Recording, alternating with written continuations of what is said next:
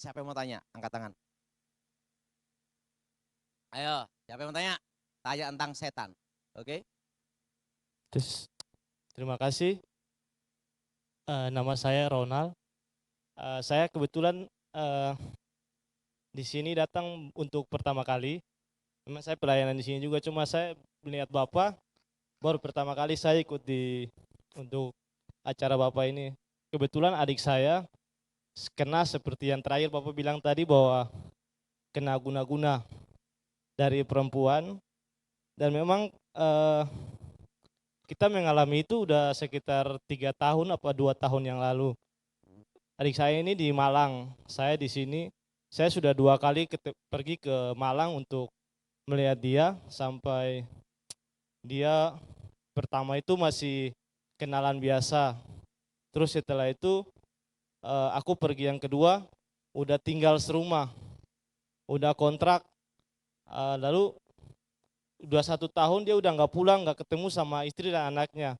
Anak yang pertama aku bawa datang, yang pertemuan pertama aku ketemu dia, bawa anak perempuan. Tapi memang yang Bapak bilang tadi, mendekatkan dia sama anak perempuan itu. eh, jadi memang sempat ketemu, memang jalan sama anaknya itu memang bagus sekali. Jadi pada saat dia ketemu dengan anaknya itu, jalan-jalan kemana, istrinya ditinggal, tapi sama anaknya jalan terus. Iya. Iya kan? Dari situ eh, kita keluarga selalu berdoa supaya Tuhan kasih jalan.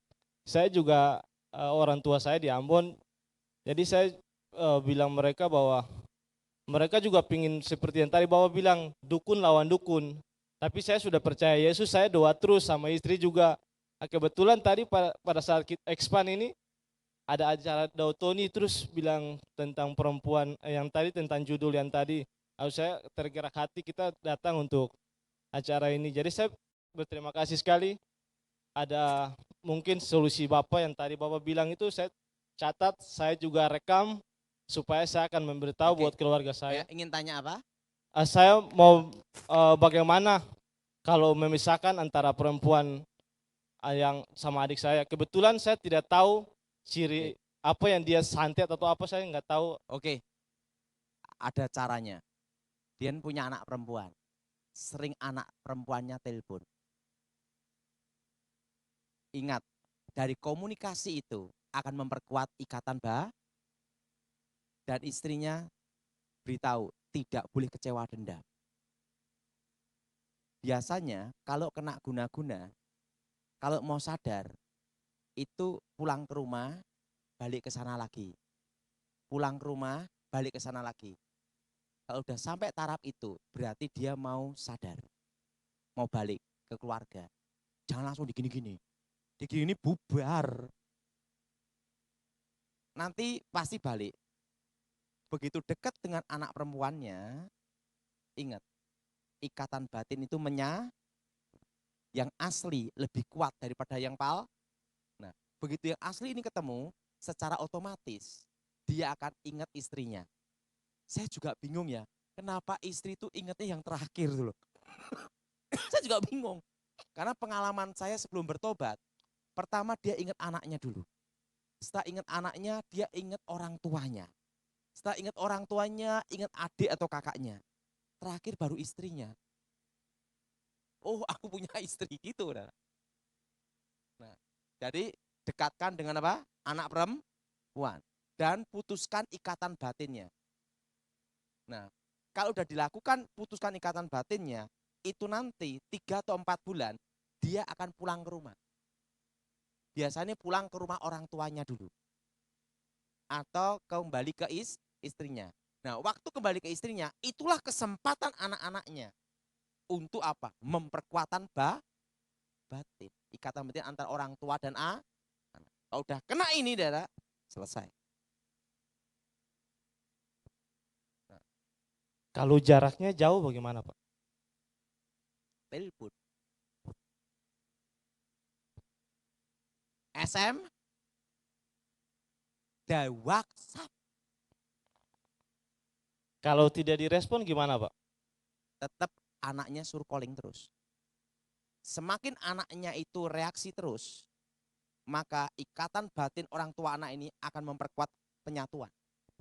Begitu ini menyatu, selesai. Nah, waktu penyatuan inilah perlu proses. Waktu untuk mempertemukan yang asli dengan yang asli. Dan orang yang pakai guna-guna, itu kutukannya apa? Rumah tanggahan hancur. Dan matinya susah, hidupnya menderita. Mati ndak, hidup ndak. Dan mati ke neraka. Temannya Tante Lucia. Lucifer. Jelas? Oke? Terima Ada kasih. lagi?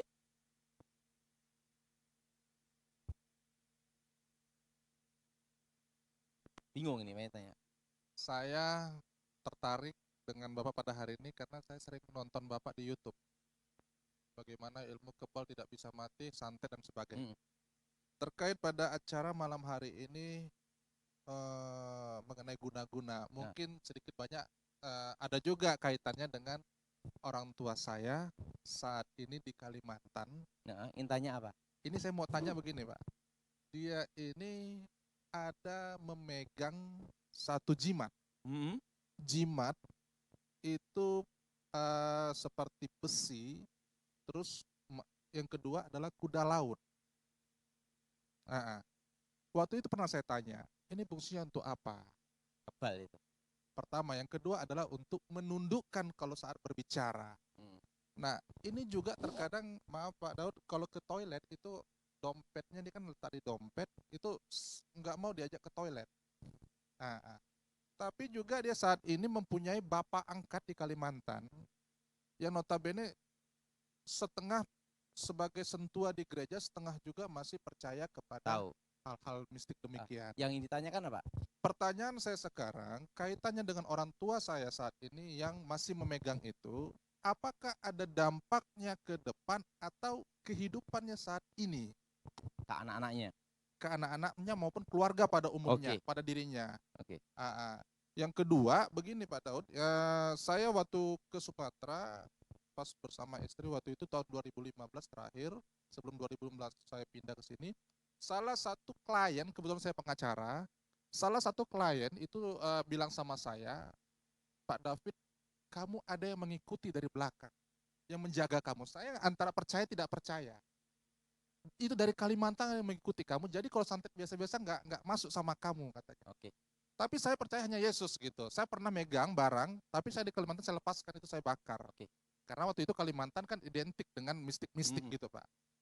Itu tadi kembali pertanyaan saya. Pertama, bagaimana kehidupan orang tua saya dengan memegang jimat itu. Yang kedua, apakah benar saat ini saya mungkin ada dulunya saya nggak tahu dimasuki oleh atau dibawa oleh orang tua saya ke tempat orang pintar, sehingga detik ini masih adakah? Saya jelasin. Terima kasih. Yang pertama, jenis unsur logam besi biasanya itu kotak. Itu jenis kebal dan untuk wibawa. Semua jimat, kalau dibawa buang air besar, kekuatannya tidak berfungsi. Kenapa tidak berfungsi? Sebelum saya bertobat, guru saya mengajarin saya gini, semua ilmu gaib kekuatan mistik pada waktu ketemu satu unsur yang berlawanan, segala kekuatan mistik, kekuatan gaib tidak berfungsi. Kita makan, ini masuk, satu unsur, keluar berlawanan, jebrot, betul? Makanya orang punya jimat, kalau buang air besar, taruh dulu baru nongkrong. Kenapa? Satu unsur berlawanan. Jelas? Jelas? Apa saudara? Orang yang punya ilmu kebal, ditembak tidak apa-apa, dibacok tidak apa-apa. Unsur logam. Lawan dari logam biasa ada logam mulia. Tembak proyektil peluru dari emas. Jedor tembus.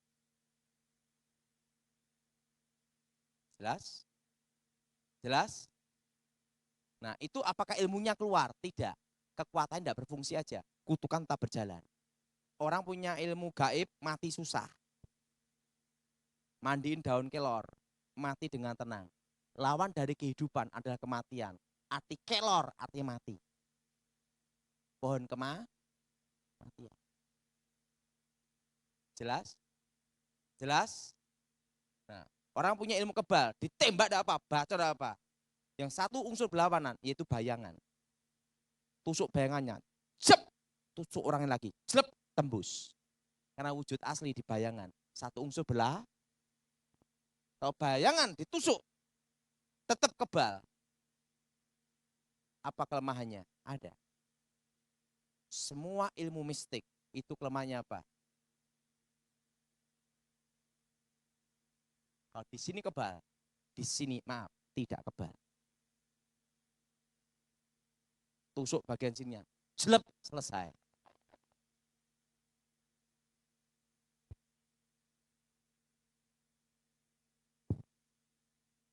Jadi Tuhan itu adil. Orang Kristen diberi kuasa dalam nama Yesus. Orang yang bukan Kristen untuk mengalahkan ilmu gaib diberikan hukum alam. Sehingga tidak ada kejahatan yang sempurna. Orang sekebal apapun, bagian sini tidak bisa kebal. Kecuali dia menguasai ilmu aji besi kuning. Nah, semua ilmu besi kuning, seluruh tubuh itu kebal semua. Termasuk sini kebal, sini kebal. Tetapi yang tidak kebal adalah apa? Pasti di bagian kaki kirinya ada titik. Kalau menguasai ilmu besi kuning. Ada titik hitam. Dan titik hitamnya itu pasti tembus. Makanya kalau mengalahkan orang punya ilmu kayak saya, sebelum saya tobat, ini sebelum saya tobat tidak boleh dibocorin loh. Nah, setelah saya tobat, baru saya bocorin. Nah, kelemahan saya itu adalah apa? Seluruh tubuh saya itu kebal. Tapi di kaki bagian kiri, itu ada titik hitam yang tidak kebal. Makanya saya itu, nah ini tak tunjukin. Nah, ini tembus sampai sini. Kalau orang menguasai ilmu apa? Besi kuning. Sini. Ketahuan tidak pakai kaos kaki. Saya punya celana ini udah 15 tahun loh. 15 tahun. Dan tahu enggak? Harganya $10. Tapi ingat, belinya di USA asli. $10. Jadi kalau sekarang Rp130.000 di Walmart. Nah, yang itu. Jadi semua unsur mistik itu tetap ada hukum A. Jadi orang yang kebal semuanya, pasti bagian kakinya ada titiknya. Dan bagian titik itulah yang diserang. Cep, langsung. Ini goyang, sikat. Makanya dulu sebelum saya bertobat, itu enggak boleh dibocorin. Rambut kebal, semua kebal, sini semua kebal. Hanya situ yang kebal. Artinya apa? Tidak ada yang sempurna. Jelas? Tapi untuk tahu kelemahan saya seperti ini, susah. Betul? Kalau saya tidak bocorin sendiri. Nah, makanya saya dulu selalu pakai alas kaki. Supaya apa? Dan nanti pas satu tidur, dikasih kawat berduri, jelek, aduh. Tidak ada yang Nah, yang pertama, kalau orang tuanya punya ilmu gaib, anak cucunya itu kena kutukan. Sering sakit-sakitan, rumah tangga hancur. Karena ilmu mistik itu mengambil hawa dari tubuh keluarganya. Namanya inti kehidupan. Apa saudara? Nah, tetapi kalau anaknya itu percaya Yesus, dia terlepas dari kutukan itu. Nah, Pak kalau enggak percaya gimana? Kutukan berjalan. Yang kedua, tentang setan. Setan itu ada di mana-mana. Saya beritahu, setan itu ada di mana-mana. Betul? Nah, kalau kita percaya Yesus sungguh-sungguh, setan tidak ada dalam diri kita. Itu yang benar. Tapi menggoda kita, dia berusaha. Karena setan ada di mana-mana. Jelas?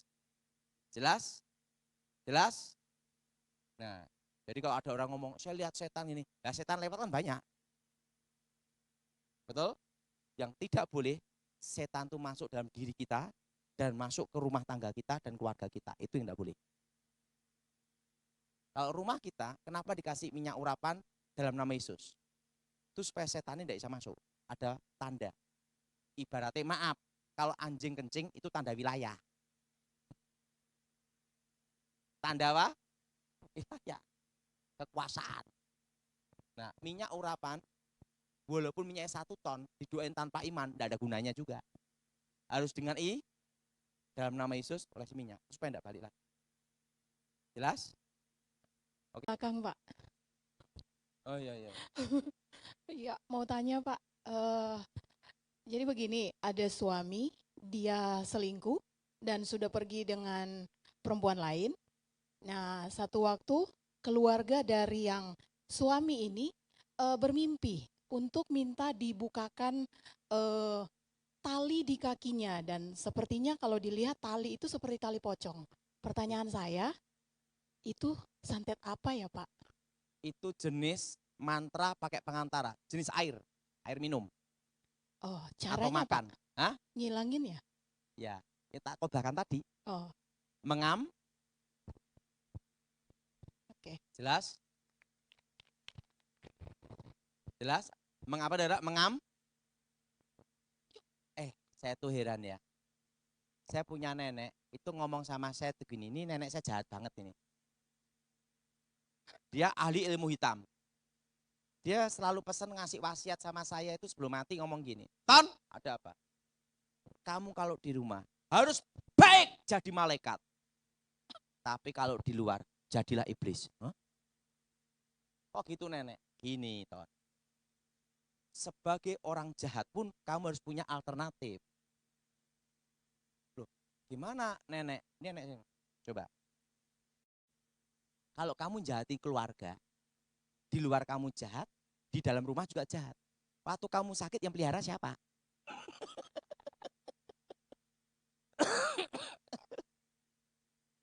Memang benar. Saya juga makanya saya lihat nenek saya sendiri. Oh gitu nenek, iya. Coba Ton. Orang luar minta saya gugurin kandungan, saya lakukan tanpa perasaan. Ayam aja itu pokoknya. Itu janin-janin itu diritualkan untuk mantra nenek saya untuk panjang umur. Untuk memperkuat ilmu hitam. Tapi suatu kali cucunya mau gugurkan, dimarah-marah, dimaki, gitu. Nggak boleh, gugurkan, nggak boleh. Marahin. Waktu nenek saya sekarat, mati susah. Yang mau digugurin ini, yang rawat nenek saya. Nenek saya ngomong, untung belum tak pateni kan.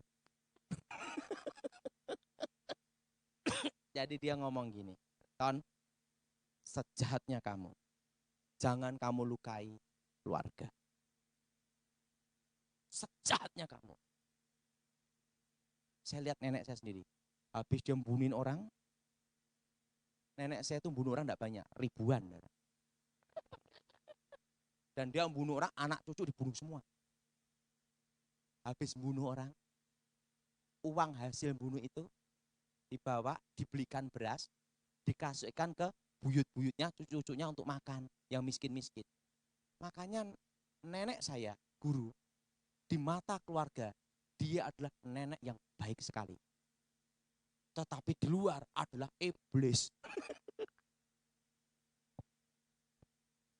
Di situ saya melihat satu hal. Kadang kita ini ada salah. Sama istri kita pelit sekali. Sama teman baik sekali. Nanti kalau stroke yang melihara siapa? Teman ada batasnya, betul? Betul? Makanya saya itu ingat, pertama itu Tuhan, kedua keluarga. Betul? Nah, setelah saya bertobat, di luar baik, di dalam ya baik. Nah, makanya kalau sudah tanya saya di keluarga saya, Tony gimana? Oh baik. Di luar iblis. Itu sebelum saya bertobat. Makanya saya tuh kadang tuh kalau ada suami yang mukul istrinya, saya katakan goblok. Kenapa? Jangan lukai keluarga sendiri, apalagi anak. Kalau udah anak dendam sama kita, kalau engkau ada terjadi sesuatu dengan kamu, siapa yang mau nerima? Betul? Betul? Saya lihat orang jahat aja masih ada alternatif, betul? Mosok yang normal enggak? Siapa yang setuju angkat tangan? Ingat kamu normal enggak? Jelas? Oke, lagi. Misi. Terima kasih. Ini dua, ini gimana nih? Ini dulu. Saya mau tanya mengenai binatang yang biasa dipakai untuk dikirim buat kita. Binatangnya seperti apa? Maksudnya jenisnya binatang melata. Terus bagaimana kita membedakan apakah itu memang binatang yang dikirim untuk negatif atau memang misalnya ada ular masuk rumah? Apakah itu memang ada ular yang memang tidak sengaja masuk ke rumah gitu karena memang lingkungannya banyak alang-alang atau memang itu dikirim, dan bagaimana cara memperlakukan yang pertama cara membedakannya, yang kedua bagaimana kita memperlakukan binatang itu. Oke, cara bedanya mudah. Kalau binatang yang dikirim oleh kekuatan mistik selalu datang pada waktu malam Jumat. Pak, kalau dia datang malam Senin itu nyasar.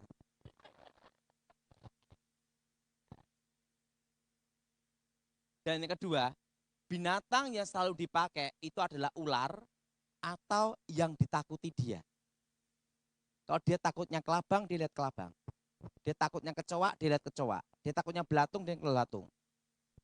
Tetapi ingat, kalau itu benda roh yang dikirim, tempat itu bersih, hanya isi itu yang kotor. Dan biasa diletakkan ada di depan pintu rumah atau belakang rumah. Dan itu selalu hari malam Jumat. Atau ada tanda darah. Kalau tanda darah itu biasanya tanda untuk membunuh. Itu tanda darah. Kalau nenek saya dulu sebelum saya bertobat mau bunuh orang itu kasih tanda dulu di pintu depan. Itu tanda apa? Satu keluarga aku tumpas. Jadi dia kirim tanda dulu. Nah, ini saya beritahu tentang rahasia penting. Semua ilmu gaib kekuatan mistik itu yang berhubungan dengan santet atau logam itu melihat dari suhu panas. Apa saudara? Nah, misalnya kita tidur. Ini kan ada suhu panas. Tapi di sini ada lampu nyala. Kalau zaman dulu itu teplok, api nyala. Waktu dikirim itu bisa keliru nyasar kena lampu itu. Kenapa? Suhu panas. Nah, makanya ada suatu ilmu santet dikirim yang kena burung. Suhu panas. Ilmu mistik itu menggunakan suhu panas dalam tubuh manusia atau binatang. Makanya ilmu itu bisa nyasar. Makanya yang dikirim si A kena pembantunya. Nah, makanya dulu sebelum saya bertobat itu diajarkan. Diajarkan apa? Kalau saya tidur, samping bagian sana itu ada lampu nyala. Atau api nyala, suhu panas. Jadi kalau ada lawan yang ngirim saya, dor, kena situ dulu. Langsung saya siap-siap, sikat. Nah kalau kita udah bertobat percaya Tuhan, enggak usah pakai lampu atau minyak teplok. Ada Roh Kudus, terang menyinari kegel. Jadi apa? Suhu apa? Suhu panas. Nah, makanya suatu kali ada dikirimin santet yang pecah TV-nya. Karena TV itu menyala. Suhu panas. Karena ilmu mistik itu pakai suhu panas. Makanya dulu sebelum saya bertobat untuk menangkal ilmu santet supaya salah sasaran itu kasih itu. Makanya pelihara ayam, pelihara binatang. Di waktu dikirim nyasar ke situ. Tetapi biasanya nyasari sekali, 2 kali toh, 3 kali tepat. Karena biasanya langsung ngerti oh ini hari kelahiran. Nah, tapi pertama itu banyak gagalnya. Kalau ilmu santet, pertama dikirim pasti banyak gagalnya. Kedua, tiga baru berhasil. Nah, kecuali ilmu yang tinggi. Nah, sebelum saya bertobat itu langsung.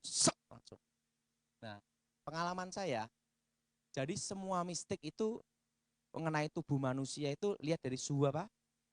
Suhu panas. Makanya sampai ada yang nyasar ke ikannya mati, mati semua ikannya. Ikan itu kan dingin, tapi kan badannya panas untuk menyeimbang, ya kan? Burung, mati, suhu panas. Nah, repotnya rokok dibuang, nyala, sana dikirim 4, boning mati. Kenapa? Karena suhu panasnya dari mana? Rokok nyala. Dan lu udah tahu, orang rokok paling mudah disantet.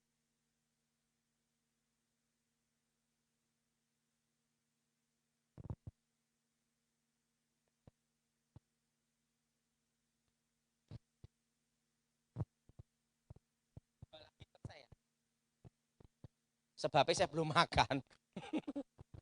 Oke. Teko apa? Hah? Tentang ilmu moksa. Hah? Pembesar ilmu moksa loh. Pembesar raja zaman dahulu seperti Prabu Jayabaya, Patih Gajah Mada itu Moksa. ke langit juga. Kok seperti Tuhan Yesus ya? Apa mungkin sama saktinya ini? Makasih, Pak. Kita jelasin. Arti moksa itu menjadi kajiman manusia siluman. Tetap akan mengalami kematian dengan mati yang sama, tapi di alam gaib tubuhnya tidak diketemukan. Jadi yang disebut moksa itu sebelum saya bertobat itu hangus dengan api abadi. Jadi pada waktu bertapa, seluruh badannya hilang.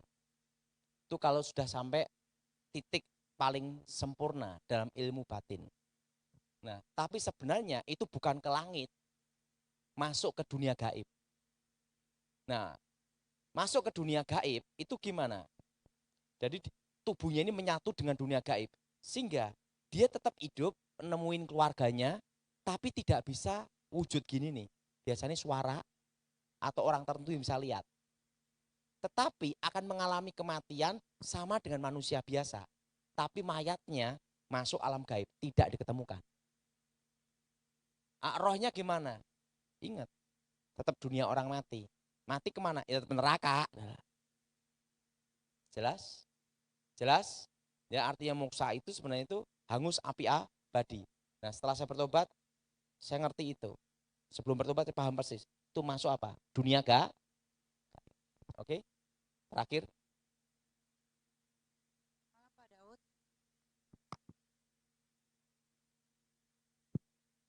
Malam Pak, nama saya Teriska.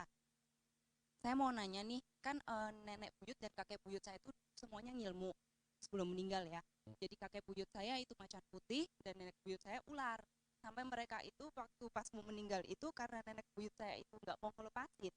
Dan susuknya itu di mana-mana, maaf kayak di payudara, di pantat. Jadi umur 90 sekian. Susah itu, mati itu. Iya, sebelum meninggal itu umur 100. Maaf ya, payudara dan pantatnya itu kayak gadis, nggak ada kerut sama sekali. Nah, itu saya dengar kan kalau orang ngilmu itu, apalagi kakek buyut saya itu mau menurunkan ilmunya dulu ke om-om saya, tapi om saya menolak semua karena nggak ada yang berani. Nah, saya mau nanya, itu saya dengar kutuknya itu 7 turunan ya. Nah, saya kan nggak mau juga nanggung ya. Amit-amit gak, karena kan dari orang tua saya udah nggak ada yang pakai apapun gitu loh. Nah, itu bagaimana ya untuk menghilangkan kutuknya? Oke. Nah, gini. Oke. Kutuk itu kalau dalam ilmu batin, ilmu gaib, mistik itu 7 keturunan. Arti 7 itu sempurna. Nah, tetapi kalau di Alkitab itu 3-4 generasi. Betul? Betul? Nah, kalau orang kakek nenek buyut kita terlibat kuasa setan, itu kutuknya sampai ke anak cucu generasi 3-4. Tapi kalau waktu generasi ketiga percaya Yesus bertobat, kutukannya yang bertobat ini lepas. Yang tidak bertobat tetap jalan. Nah, saya punya nenek. Saya ini bingung. Nenek saya ini masuk surga atau neraka? Saya bingung. apakah dia terima Yesus atau nolak Yesus. Nenek saya sama dengan ini.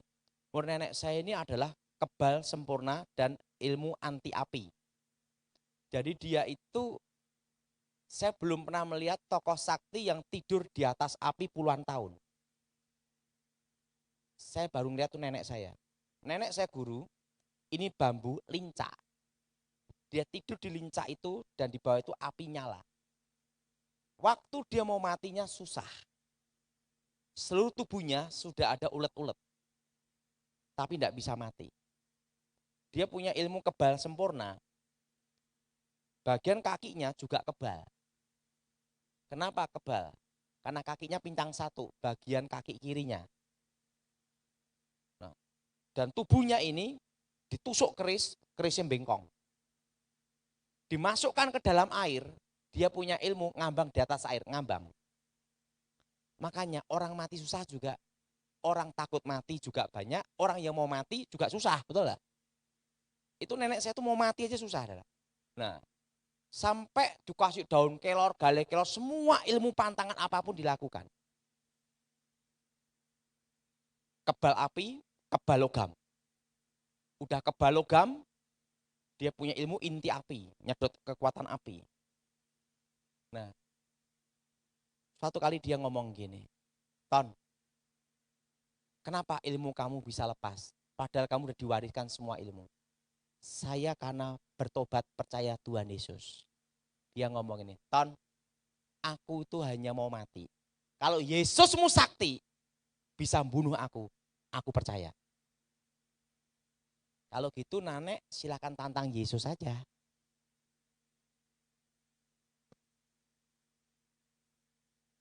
Nenek saya ngomong apa? Yesus, kalau engkau sakti, bunuh saya. Belum selesai, langsung mati. Dan nenek saya itu punya ilmu poncosono. Tangan diputus, darah nitik tanah, nyatu lagi. Dibunuh, tek, tek, langsung bangkit hidup lagi. Yang layat bubar, betul? Itu ilmu poncosono dia. Jadi dia susah mati. Begitu letakkan, plek, tek, hidup lagi. Nah, setelah dia tantang Yesus, dia mati. Sampai sekarang tidak bangkit-bangkit. Masih di kuburan. Nah, sebelum saya akhiri, semangat hidup itu penting. Jadi kenapa nenek saya bisa mati? Gara-garanya gini. Waktu saya umur 9 tahun, saya ngelihat kakek saya ilmu putih, nenek saya ilmu hitam. Itu dua-duanya jago bela diri. Dan mereka itu bertarung setiap hari. Dan tidak ada yang kalah dan tidak ada yang menang. Misalnya, untung saya tidak gila loh, Dada. Kakek saya ngelatihan, harus gini, harus gini, harus gini. Nenek saya ngomong, enggak bisa, harus gini, gini. Ribut, bertarung, Dada. Bertarung. Bertahun-tahun bertarung terus. Setelah kakek saya meninggal, dia tidak ada teman bertarung. Di situ semangat hidupnya hilang. Dia ngelatih saya, itu seperti tidak ada semangat hidup. Dia ngomong gini, waktu kakekmu hidup, aku ingin kalahkan dia terus. Setelah dia mati, kenapa dia tidak hidup lagi? Loh, udah. Begitu semangatnya hidupnya itu hilang. Langsung dia jatuh sakit. Badan langsung kena ulet-ulet semua. Nah, di situ saya baru ngerti. Semangat itu penting. Apa saudara? Sangat penting. Wah dulu kalau diajar sama kakek nenek saya, aduh untung saya tidak mati. Bayangin, satu ngajar ini, satu ngajar ini. Kan beda. Karena apa? Nenek saya itu kan tendangannya hebat. Kakek saya kunciannya, pukulannya hebat. Dua-duanya bertarung terus setiap hari. Saya tidak pernah ngelihat pertarungan seperti itu. Tong, tong, tong, tong, terus yang ngelihat ini. Nah setelah itu kecapek sendiri baru mereka latihan. Dan latihannya apa? Terus. Makanya ilmu dua-duanya serap saya semua. Dan waktu itu dia ngomong sama saya. Setelah kakek saya meninggal. Untuk apa aku hidup? Maka dia minta mati. Jadi saudara, hargailah keluarga saudara. Karena itulah yang membuat kita semangat untuk menuju masa depan. Betul? Betul? Dan kita harus percaya Tuhan. Dan yang kedua, hargai keluarga kita selama masih ada. Betul? Betul? Nah, mari kita bangkit berdiri saat ini.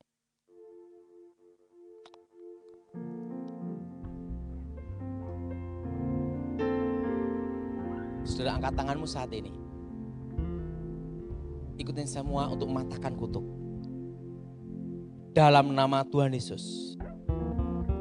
Segala ikatan kutuk roh jahat. Kuasa-kuasa setan. Kuasa-kuasa kegelapan. Kami hancurkan. Kami putuskan. Kami patahkan. Dalam nama Yesus.